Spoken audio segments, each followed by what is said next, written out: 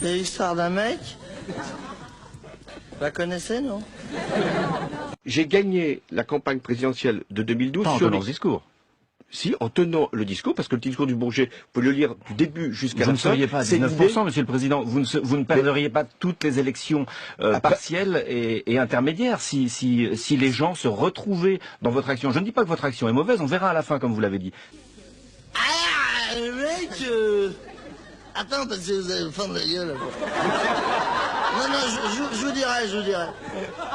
Mais je vais dire ce que je fais et faire ce que je dis, puisque sur ce que vous appelez... Personne n'a voté pour cette politique pour l'instant. Mais parce qu'elle n'existait pas. Ah ça, si on ne sait pas, on comprend que dalle. Hein.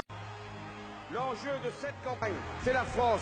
Une France du travail, du mérite, de l'effort, de l'initiative, de l'entreprise. Une France de la solidarité, où aucun des enfants de la nation sera laissé de côté. Une France de l'égalité pour la santé. Une France du meilleur accès pour tous au logement. Une France de l'éducation. Je veux faire de l'éducation une grande cause nationale. C'est pour la jeunesse que je veux présider la France. Une France de la justice, où l'argent sera remis à sa place, qui est celle d'un serviteur et non d'un maître.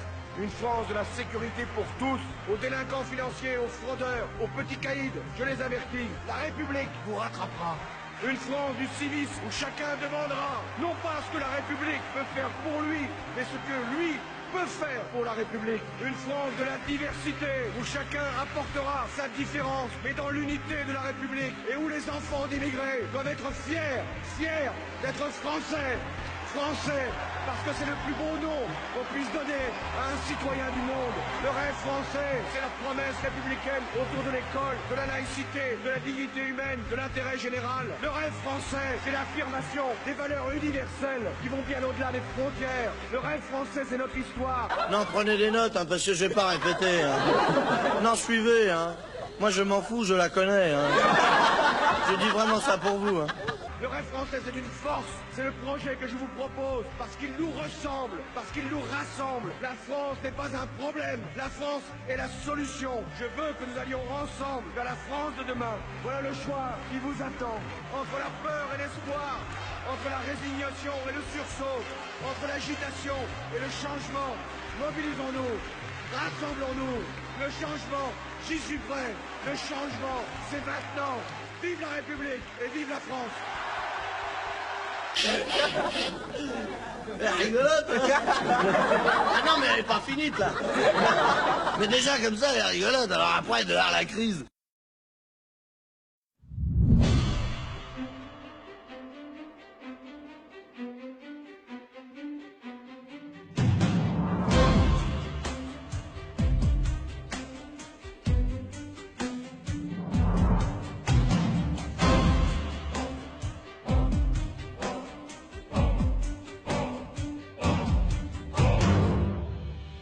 La situation dans nos offices, dans nos instances, c'est très dur.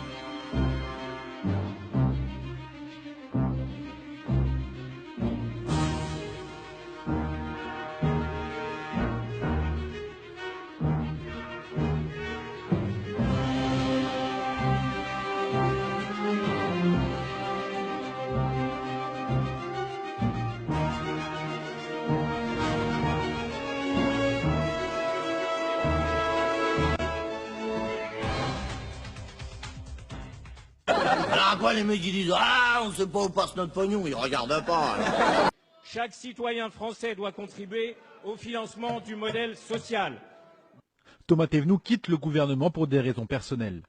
Puis très vite, le vocabulaire s'affine. L'ex-secrétaire d'État ne déclarait pas ses revenus et ne payait plus ses impôts depuis plusieurs années.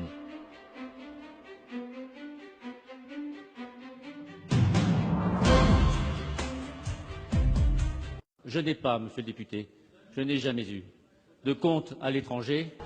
Bienvenue à tous. C'est un coup de théâtre et c'est aussi un coup de tonnerre pour le gouvernement et pour le monde politique. 2 semaines après sa démission, Jérôme Cahuzac a reconnu donc ce qu'il avait toujours nié jusqu'ici. Il avoue détenir un compte bancaire à l'étranger, un compte ouvert en Suisse et transféré à Singapour en 2009.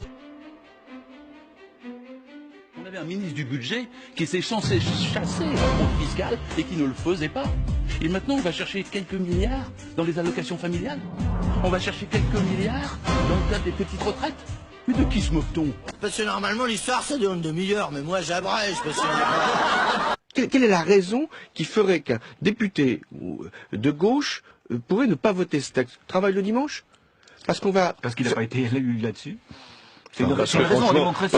Franchement, alors, écoutez, votre histoire, on n'a pas dit tout ce qu'on avait à dire en 2012, donc on ne doit rien faire. Non, vous avez dit le contraire. Vous avez dit le combat de 2012, ce sera de préserver le principe du repos dominical. Il est préservé.